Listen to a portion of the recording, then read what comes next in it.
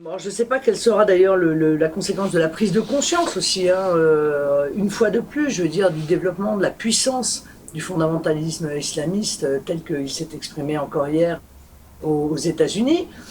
Mais je veux dire, ça met en lumière incroyablement la naïveté dont je parlais quand je suis allé au Québec. Hein, quand j'ai dit, mais c'est le monde des bisounours. Il n'y a que des gentils, tout le monde veut du bien à tout le monde. Non, Oui. la réalité, elle n'est pas celle-là. Et ce qui s'est passé hier à Orlando en est la démonstration. C'est-à-dire, tant qu'on ne mènera pas une lutte totale contre le fondamentalisme islamiste, pas les musulmans. On n'a pas, je veux dire, de considération religieuse. Chacun a le droit d'avoir sa religion, l'exprimer dans son espace privé. Bon, moi c'est mon opinion, je suis un grand défenseur de la laïcité, c'est mon opinion. Mais le fondamentalisme islamiste, c'est pas un problème religieux, c'est un problème politique. Voilà, c'est une idéologie totalitaire qui vise à imposer à chacun une vision religieuse de la vie.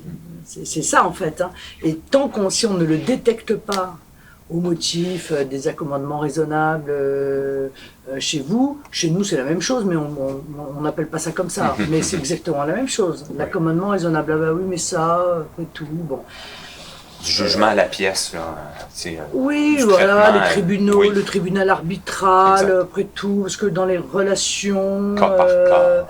dans les relations, dans le mariage, après tout, pourquoi ne pas laisser les gens qui ont la même religion faire juger leurs relations maritales par un tribunal religieux, etc. Oui, d'accord, mais le droit de la femme, le droit des femmes, le droit des femmes n'est pas respecté par ces tribunaux. Le droit des enfants, qui en est évidemment la conséquence, les valeurs qui sont les nôtres, ces valeurs justement de respect de l'être humain, qu'il soit homme ou qu'il soit femme, cette égalité entre de tout ça est complètement jetée aux orties, et au fur et à mesure, eh bien en fait, le communautarisme a atteint son degré ultime, où les gens n'ont plus rien à se dire, ils ne vivent plus de la même manière, ils n'ont plus les mêmes aspirations, ils n'ont plus les mêmes objectifs, ils n'ont plus la même manière de penser, ils n'ont plus les mêmes codes, ils n'ont plus les mêmes mœurs, et on a une espèce de millefeuille qui finit par imploser, parce qu'après il n'y a que la règle du nombre. À partir du moment où dans une ville, dans un quartier, eh bien, le nombre de ceux qui vivent de telle manière est supérieur au nombre de ceux qui vivent d'une manière différente, eh bien, c'est ceux qui sont les plus nombreux qui imposent évidemment leurs règles de vie aux autres.